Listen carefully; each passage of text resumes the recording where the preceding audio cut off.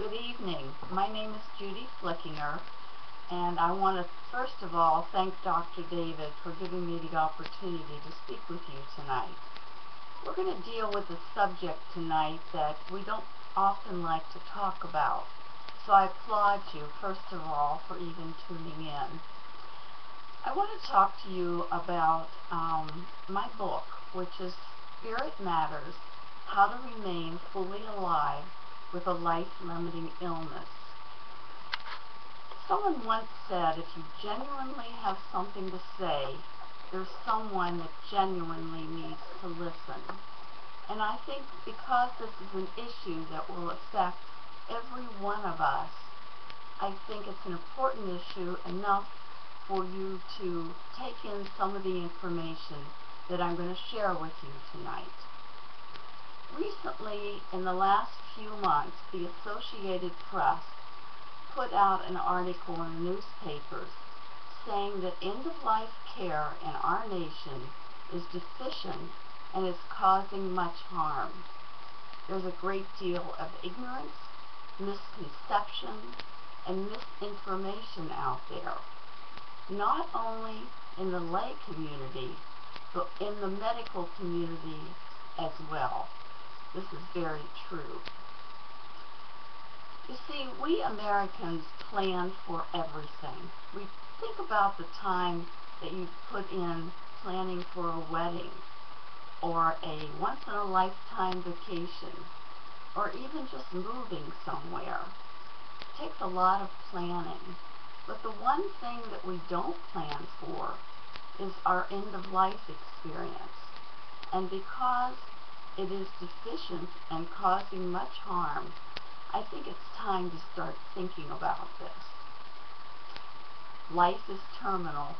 None of us are getting out of this world alive. In my 40-plus years of nursing, I have seen some really awful deaths.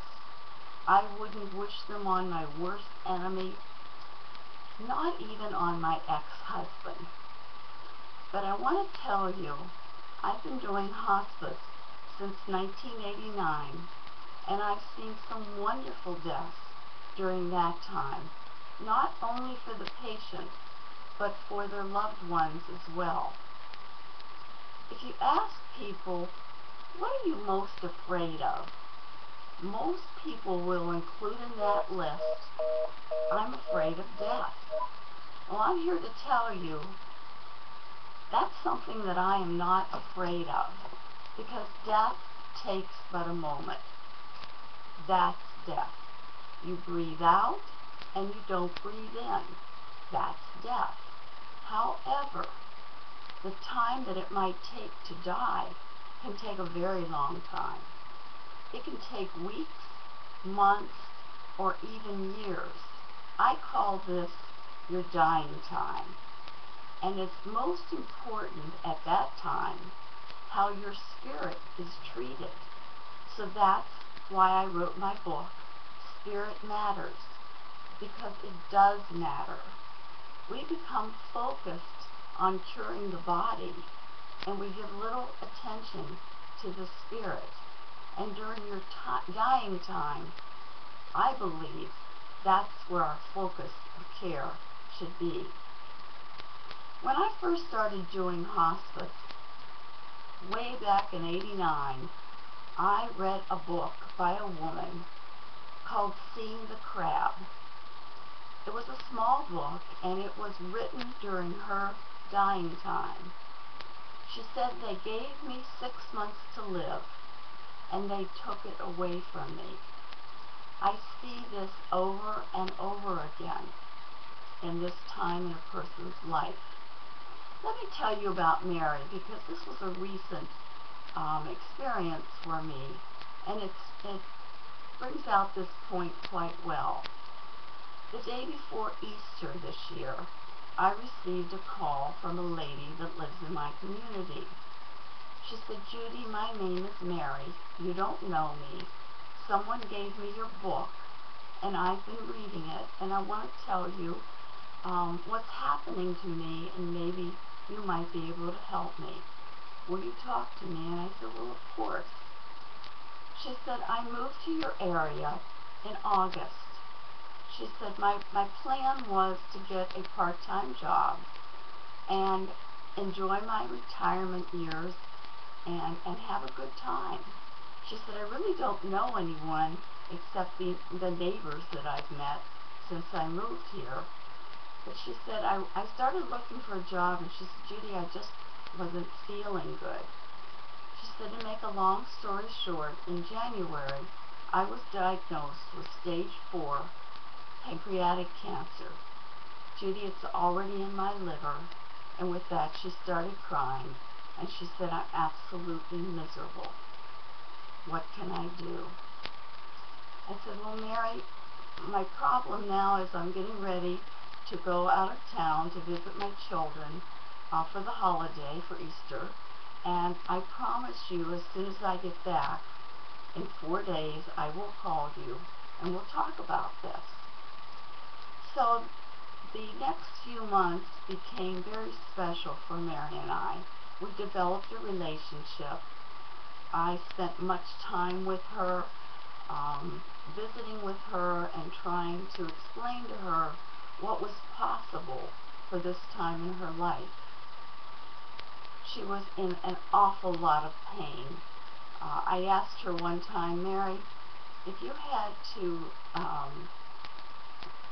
give me a scale of your pain level, 0 being the worst, or no pain at all, and 10 being the worst pain you've ever had in your life, what would you rate your pain at this time? And she said, oh, Judy, it's a 12. I said, oh, Mary, you don't have to be in this pain. Besides that, the chemotherapy that she was getting was causing her a lot of gastrointestinal problems. And she was spending most of her days in pain with her head in the commode, being sick to her stomach. She couldn't eat, so she was getting weaker. She was still driving herself to her oncology appointments, and she refused to let me do that for her. She said, I have to remain independent as long as I can. I visited Mary one day, and her abdomen was very, very swollen, and she was having a lot of trouble breathing. I said, Mary, you have to call your doctor. You're living here alone, and your breathing's going to just get worse. It's this fluid's pressing on your lungs. You need to call your doctor, which she did. He immediately put her in the hospital. She spent 2 weeks there, seeing many specialists, and several of them advising her to go on hospice, which I had been advising her for all this time, that that's what she needed, and that's what would serve her interests the best, if they could get this pain under control. And every time she would decide to do this, she would go back to her doctor, and he would say, oh no, Mary, you need this chemotherapy. Her friends that were out of state were encouraging her on the phone to keep taking this therapy, so she decided that's what she would do. One day, she walked into her doctor's office and she said, I can't do this anymore. I can't live like this. By this time, she was very depressed. He said, well, what do you want to do, Mary? And she said, I've been telling you, I want to go on hospice. And he said to her, Mary, that's probably a very good idea. You'll probably live longer if you go on hospice. I thought that was a tragedy and a travesty. That should never have happened to that woman. She had 5 months of her life that were completely robbed. She only had one wish during that time. I said to her one day, Mary, what's on your bucket list? She said, Judy, I just want to go in the swimming pool one more time. I said, Mary, I'll come over and we can go in the pool and I'll help you.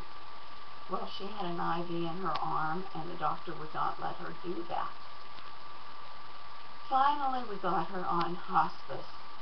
She ended up in the hospice house, an inpatient facility, to do symptom management and get the pain under control, which they were able to do. They got the nausea under control.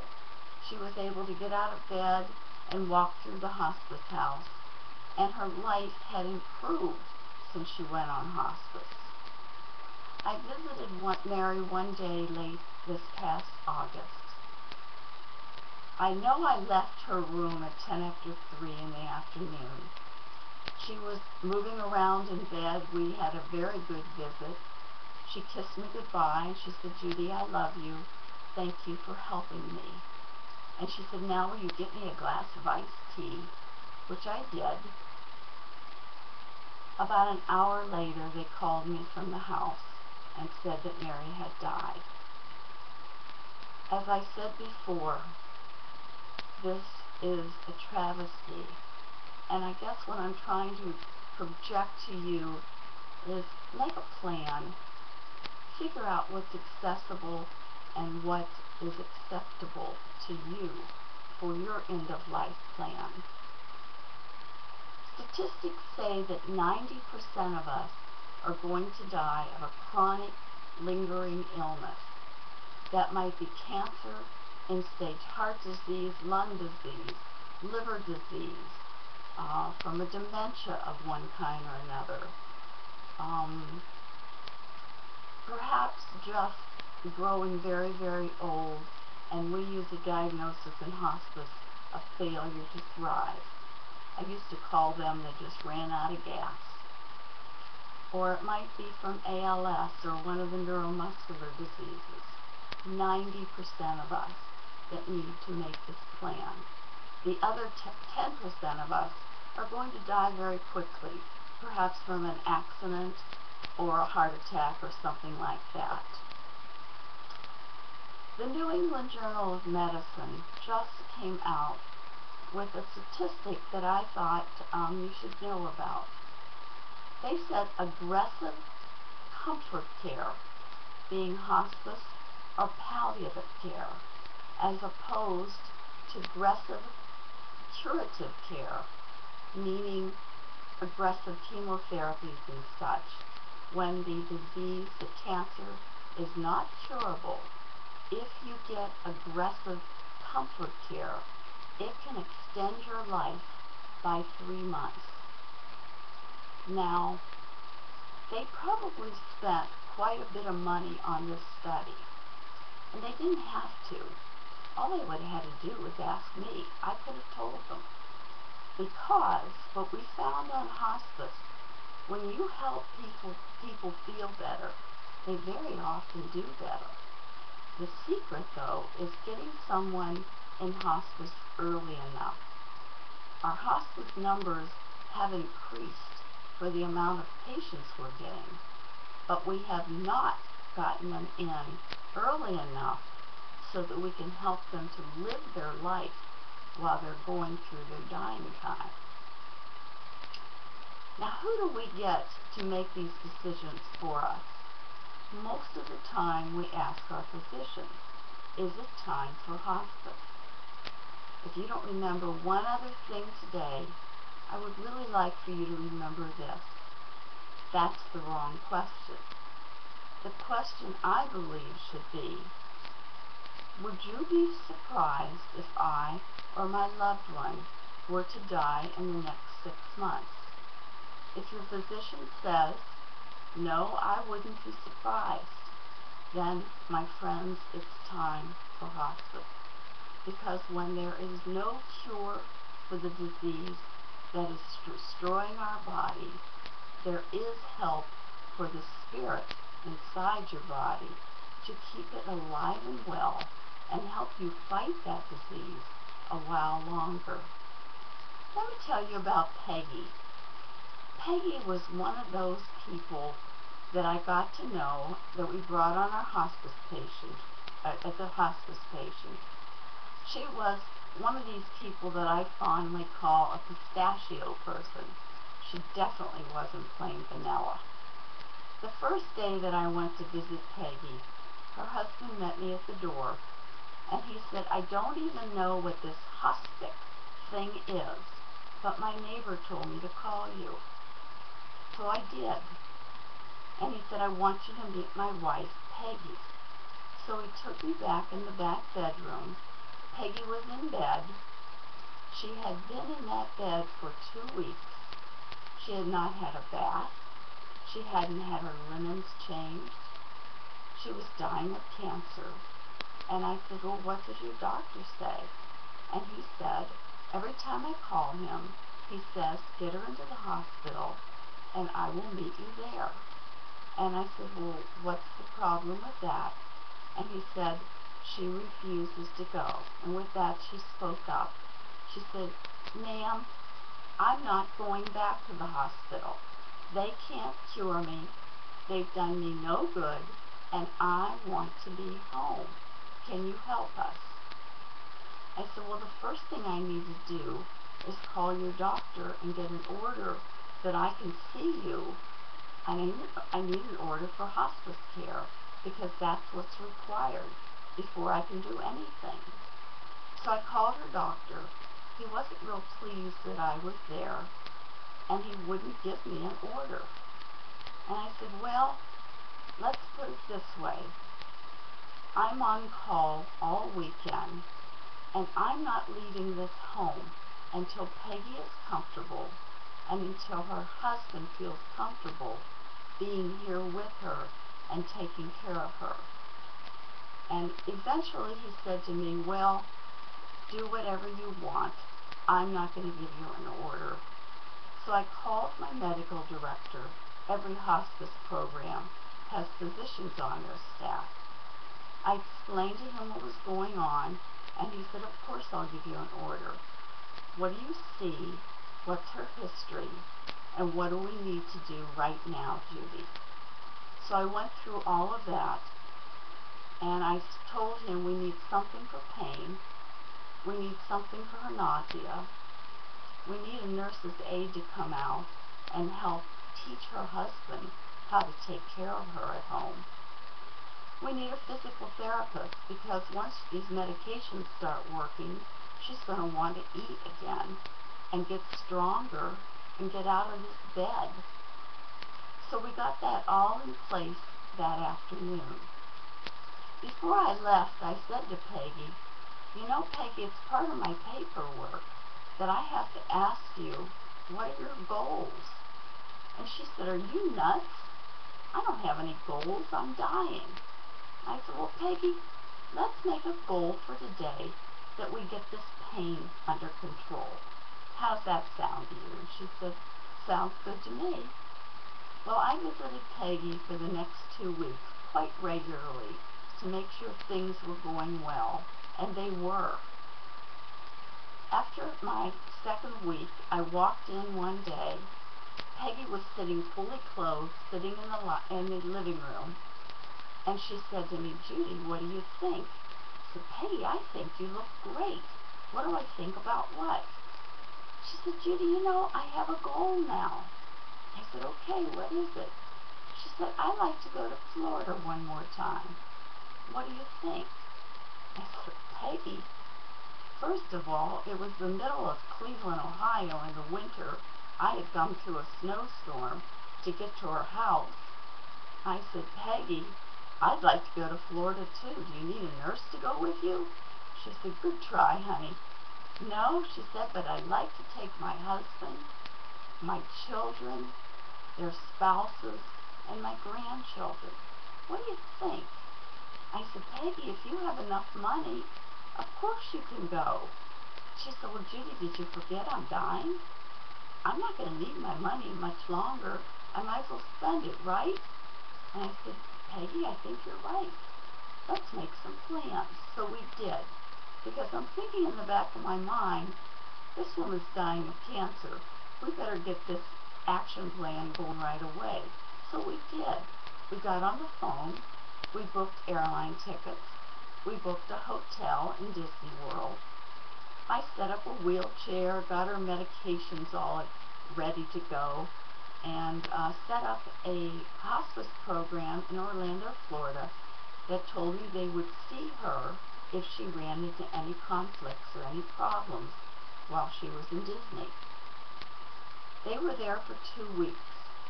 I received many postcards from Peggy saying what a wonderful time she was having. They wheeled her through Disney World and Epcot. She'd sit at the pool at night and watch her grandchildren swimming. She was having the time of her life. And think of the memories she was creating in that family. Peggy came home and lived a few more months, and I honestly believe it was because her spirit was returned to her, and she was feeling good about what was going on in her life. This was her dying time. It was going as she wanted it, and it was going well. Now, as I said before, who do we get to make these plans for us as to when we come on hospice? You know, I've met a lot of physicians in my 40-plus years of nursing. I've met a lot of wonderful physicians. But I want you to know they're not very well schooled in end-of-life care. Presently, they are getting 4 to 20 hours of in medical school on end-of-life care. So they don't really know a lot about this subject. They're schooled in curative care, and that is really good news if your condition is curable. Patients are continuing to receive treatments far too long in their care. They're getting chemotherapy their last 2 months of life, their last 2 weeks of life. They're dying in intensive care, and they're dying in the hospital, and they really don't want to be there. They want to be home or in a home-like setting while they're going through this last phase of their life. And I know this because that's what the statistics say. The most common comment that is heard in hospice, not just where I was working, but throughout the country and actually throughout the world. Why didn't anybody tell us about this wonderful program before now? I have needed this care for so long, and no one told me about it. Remember, you're not required to use all that is available if it won't add life to your days. And if you're towards the end of your life, that's all you have, is the life that you can live during those days. The largest indicator that we have found when it is time for hospice is when there is functional decline, and that's in any of the diseases. It's a very high indicator when hospice is needed. I want you to know that hospice is not giving up hope. There's a lot of hope in hospice. Perhaps it might be hope that you won't be in pain, or that your family might be supported. It's hard being the family member of someone that is so seriously ill. I'm checking my watch to make sure. When you're passionate about something, you can really go on, and I don't want to do that to you. Anyway, it's important to support that caregiver, and that's one of the factors that differentiates hospice from regular home care. The hospice brings the caregiver on as part of our plan of care, so they become part of the team taking care of that patient, and we make sure that we keep our eye on them, that they're doing all right, and that we give them time to also keep their spirit alive and well, because if it isn't, then they can't be very good caregivers. I want to spend a little bit of time talking about finances. A quarter of Medicare dollars are spent in the last year of a person's life. $55 billion in the last 2 months of a person's life. 20 to 30% of that $55 billion is spent on care that has absolutely no impact whatsoever. Folks, that's $16.5 billion with no impact whatsoever. Something needs to be done about this. I call this feudal care, and I have a whole chapter in my book called Feudal Care Isn't Care at All. It's care causing more harm than good, and it's causing more harm not only in our financial situation, but also with the patient that is getting that care. Very often,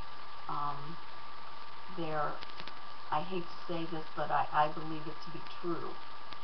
It's a form of torture in some instances. I think that nursing home patients are caught up in this a lot. I used to make rounds at the hospitals, and they would almost come in and out of the emergency room with a revolving door situation every few months. Now, when you brought someone in from a nursing home that was perhaps running a high temperature, that had an infection of some kind or another, they would lay in the emergency room on a gurney for quite a while before they would be taken up to ICU. And they would go to ICU with all the bells and whistles and the lights up there. It was very frightening for them. And very often, because we would have all kinds of tubes running in them, we would have to tie their arms down so they couldn't, because they would try to pull them out. And then we would eventually stabilize them there for a few days at maybe $10,000 a day. And then we would put them in a nursing unit for maybe 3 to 5 days and get an ambulance and take them back to the nursing home. 2 or 3, 4 months later, that same patient would be back.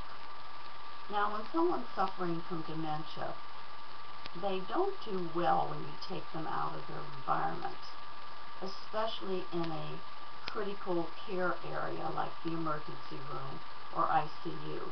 It's very frightening to them.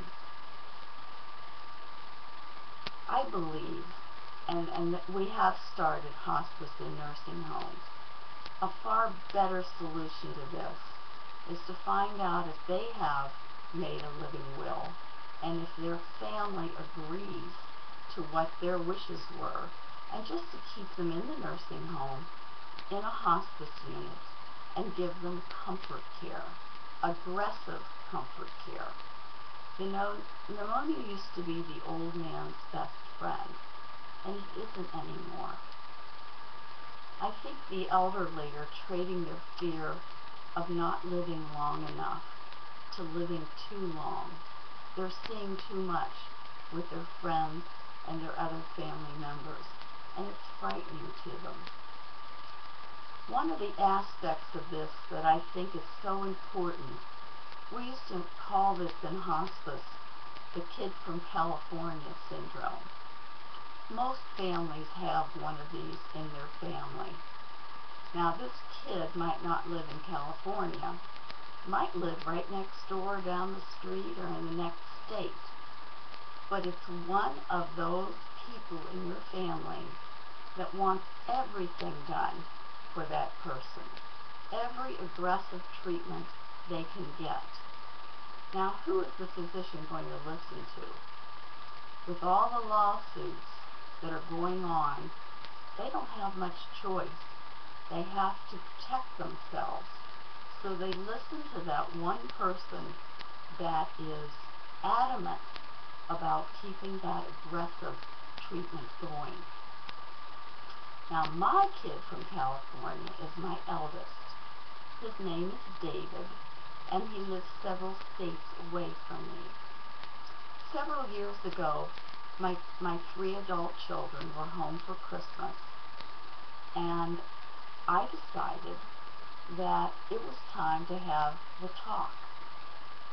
Now, David was about 40 at that time, and David does not talk about death or dying, especially about his mother in that situation. So I said to them, I want to have a conversation, and it's only going to last about 15 minutes, so how about all of you sitting down? And David looked at me and he said, Mom, you're not going to do this, are you? And I said, David, I need to tell you what I want at the end of my life. This is very important to me. And my husband is not the father of my children. My husband and I have been married 27 years. My children adore him, but that's not their father. And I said, David, you must know what my wishes are. You must know what I have told Roger, my husband, about what my wishes are going to be. So I told him, and I said, David, if you give Roger any problems whatsoever, I will come back and haunt you. And he knew I meant business. Why I'm telling you this story is because I think you need to have this kid from California talk yourself. Because if it's important to you, they need to be aware of all these issues that are important to you. Have you given any thought to this? First of all, do you have your durable power of attorney for health care and your living will documents? I can't tell you strongly enough how important those documents are. And I think you need to get copies of them to your physician, your clergy, your lawyer. If you go into the hospital, they need to have your living will and your durable power of attorney. And you do not need an attorney just to draw up those documents. You can go online and get copies and then just sign them. You do need 2 witnesses, and they can't be relatives. But you can get neighbors or friends to witness for you, and then keep those documents handy. And if you have to go to the hospital, take them with you. I want to tell you what my picture for the end of my life looks like. I want to be comfortable. I don't want to be in pain. At least I don't want to be in an unmanaged pain situation. And I don't think that anyone knows how to manage end-of-life pain as well as hospice does. We've been trained in this, and as I said, we do have physicians that work with hospice, and they've all taken courses on pain management at the end of life. I don't want to be sick at my stomach. I want to be clean.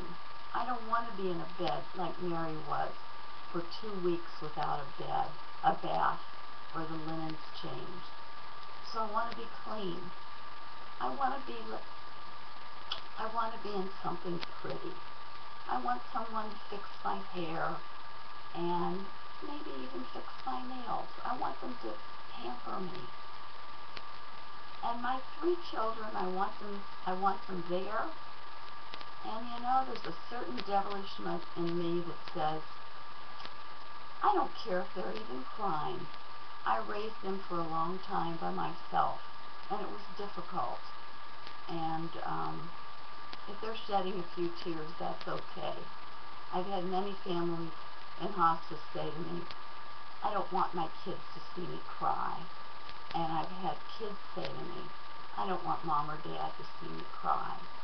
And I tell them, it's okay. That's what's real. And you need to know to do what's real. And I hope that my husband is holding me, because it's going to be a difficult time. And I know he can soothe my fears just by holding my hand or holding me. I used to tell the spouses of my patients, get in bed and hold them. Isn't that what you did to comfort them before they got sick? And they'd say, well, they're on a hospital bed. And I said, well, put down the side rail and climb in there beside them and just hold them. It's okay, as long as it brings them peace and comfort. I also want to be home or in a home-like setting. I want my bed next to the window so I can see the flowers and the trees and the birds. I don't want to be in intensive care or even in the hospital. Let's see, it's about 9:35 my time. Let's see if there are any questions.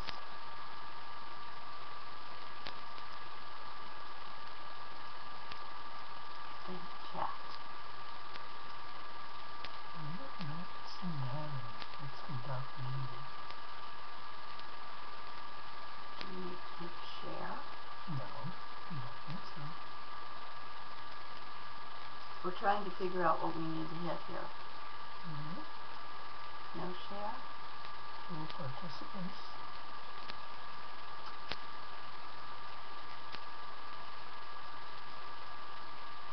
Okay, go back up. No one has any questions, I see. That's very strange because when I go out normally and do this talk, I get all kinds of questions because this is a subject that people normally don't want to talk about, so they, now that the door is open, they start asking some questions. I want to show you a picture of my book. This book can be picked up through barnesandnoble.com or amazon.com. It is in Kindle, and also there's an audio version. It's a small book. It is done in the form of lessons. There are 11 lessons, things that you need to know. Some of the lessons are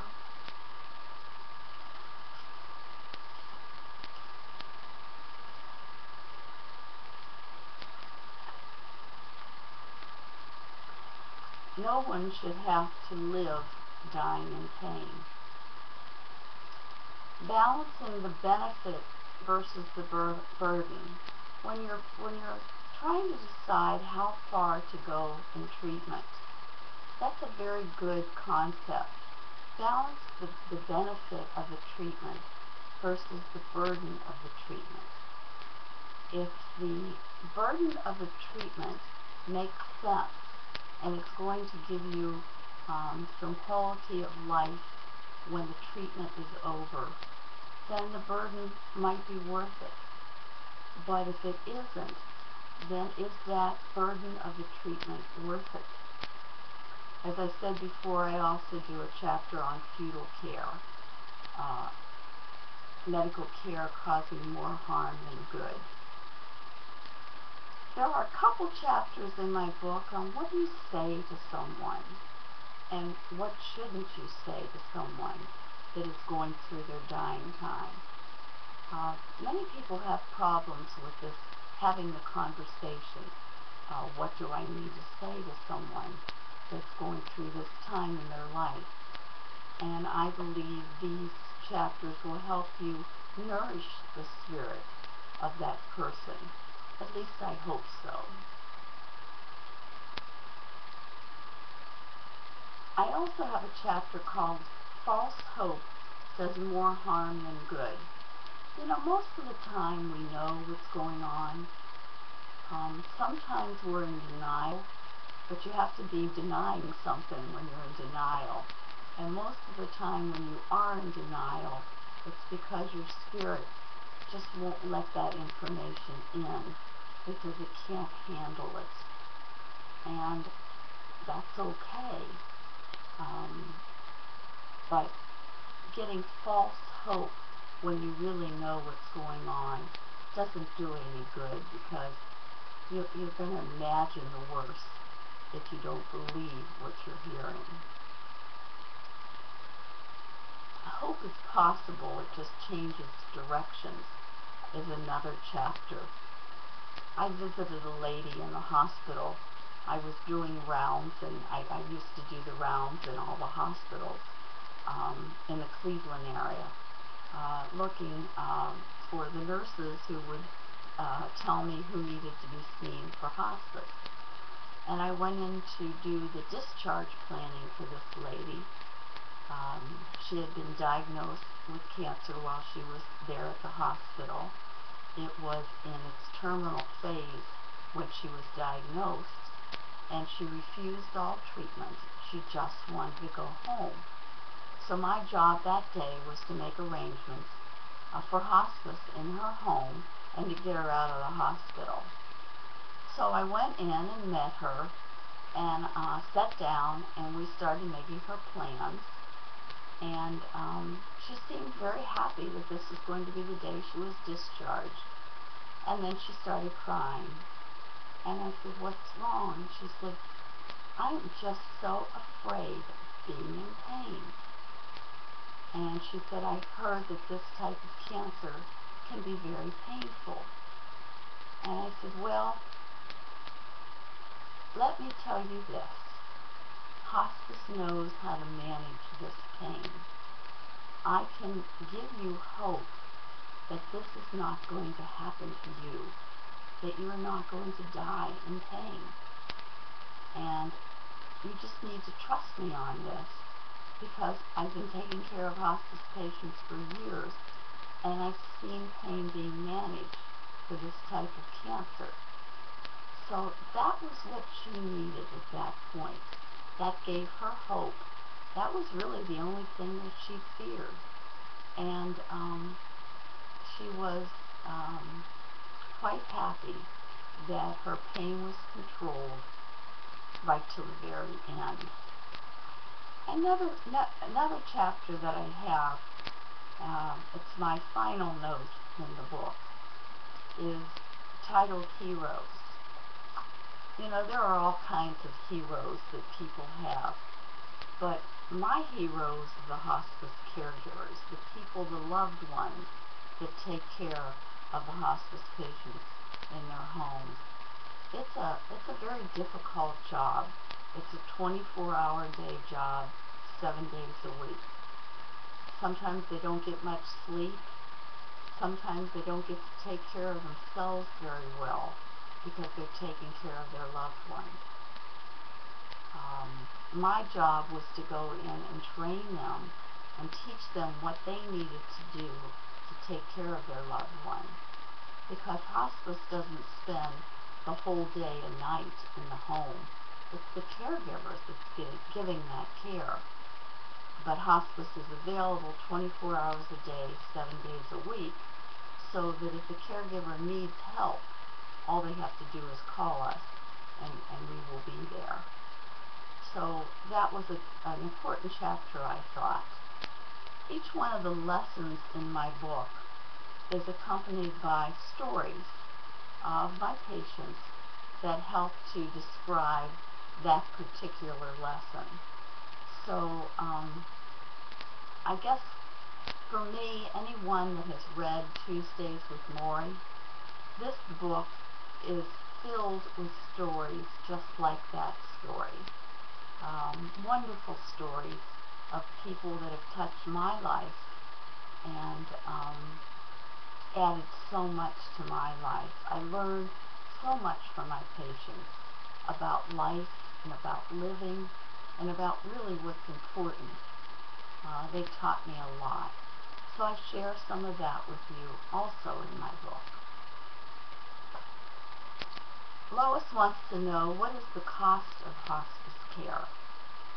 Well, Medicaid, Medicare, and private insurance pays for hospice care. Our hospice patients, to my knowledge, do not receive a bill for any of hospice care. We pay for all of the medications related to the diagnosis that the person is being admitted to hospice with. We pay for the equipment that they might need in their home. That can be a hospital bed, a wheelchair, a walker, any equipment that they might need. We pay for all of our services.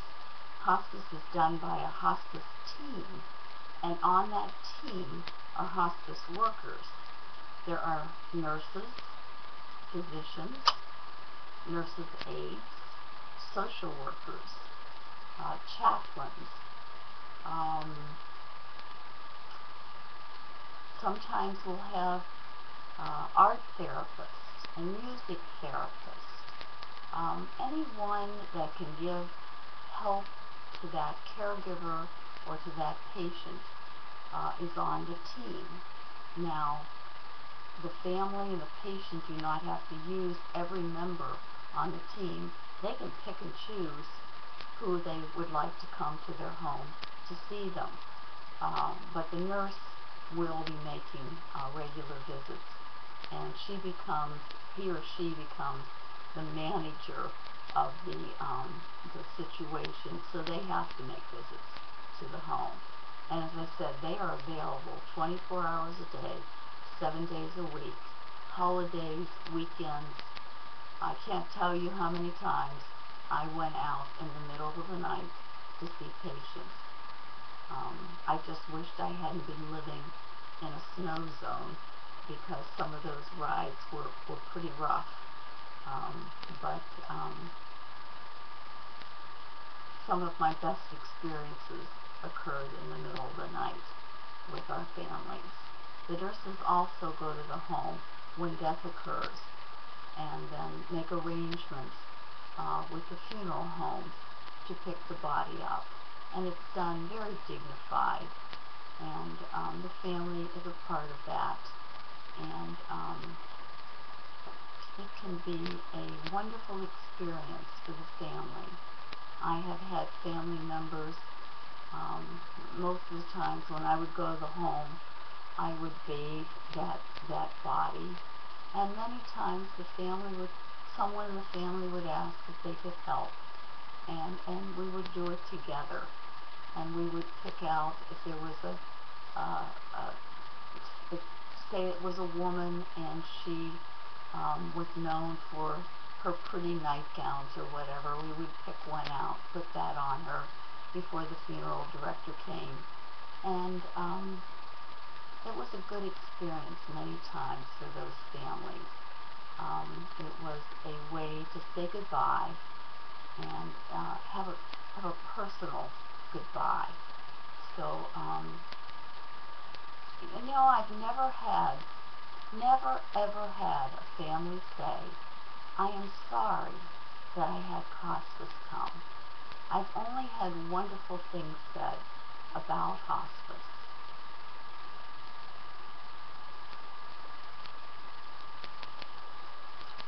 Oh, we're having trouble scrolling down. Wait a minute here. I think sometimes.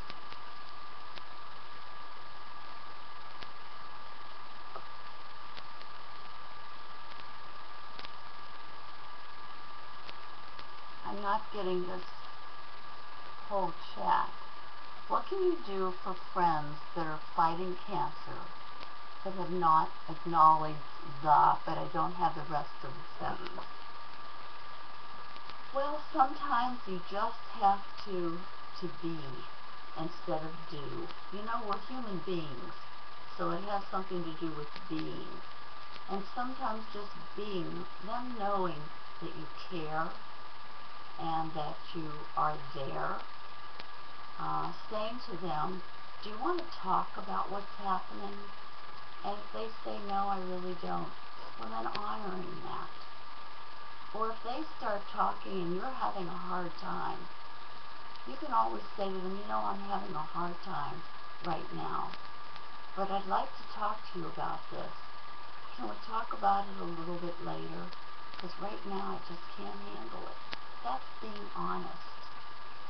Let me say that whatever you do say, let it be sincere. And don't be afraid of tears. Don't be afraid of their tears or of your own. That's honest and that's real. Some people deal with it with the elephant in the room syndrome. There's this big elephant in the room and it's cancer. And we walk around it. We avoid it. It's there. We know it's there. They know it's there. We know it's there. and we try to avoid it with everything that's in us.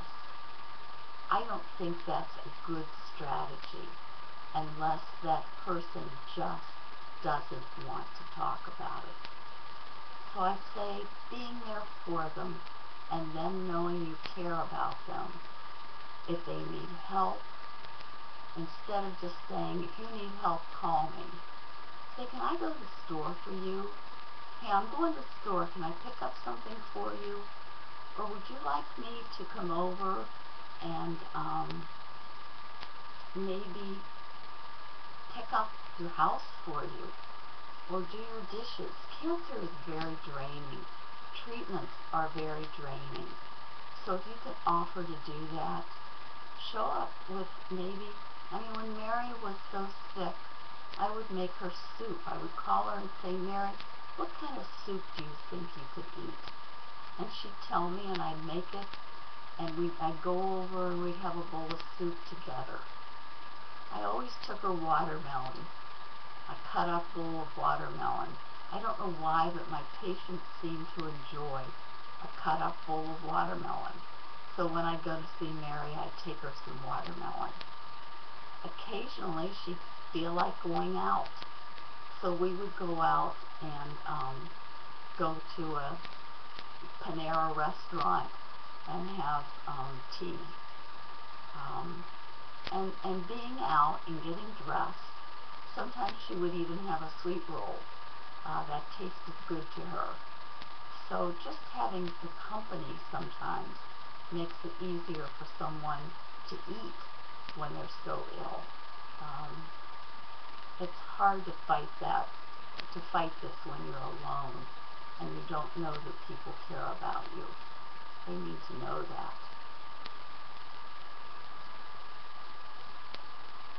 Let's see if there's anything else.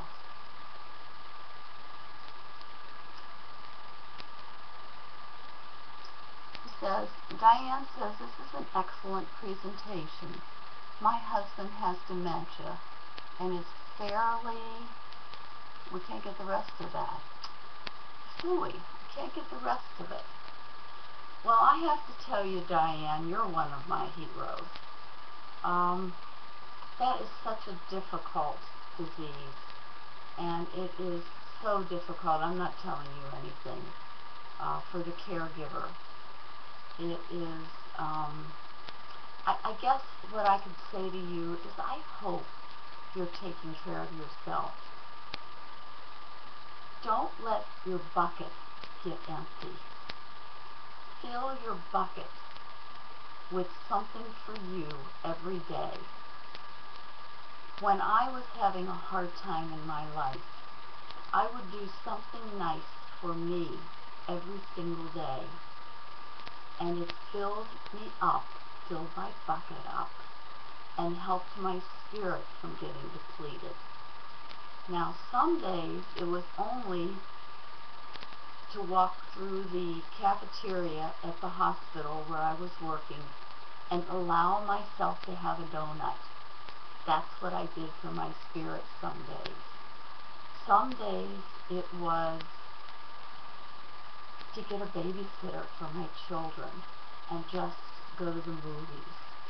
You have to do something to feed your spirit every day, because if you don't, you won't have anything left to give your husband. So I guess that's what I would say to you. That's one of the reasons in hospice that we have lots and lots of volunteers. The program that I work for now, I live in Florida, and I volunteer now for hospice.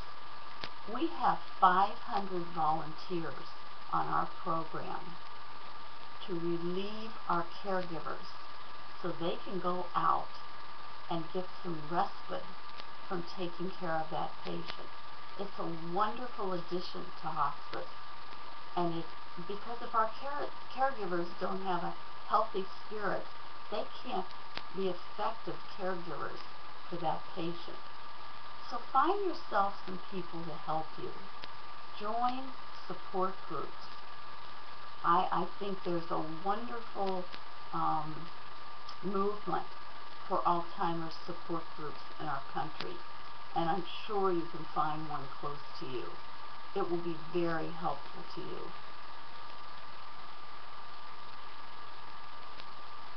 Okay, I'm told by Dr. David to click on the icon next to the question mark. I don't see a question mark, Dr. David.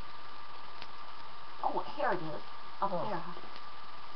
Oh, okay. Now I'm cooking. Where are we?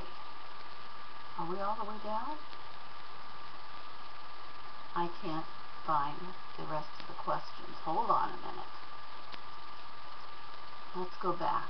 Can we go back? It won't go back.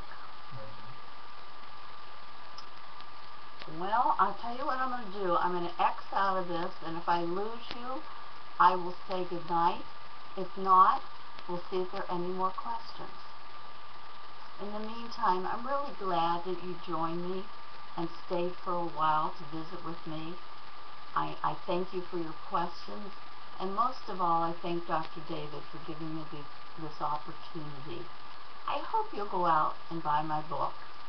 It's only $12.99, and I think you'll learn a lot, and I think it will help prepare you for your end-of-life situation and for your loved ones' situations when they come. Want to try Xing out of that, honey? I can't find it. Up there at the top. No, that'll take you out of the whole thing. It'll take me out of this screen. No, it won't. Yes, it will. He's not trusting me. Okay, good luck. Here we go.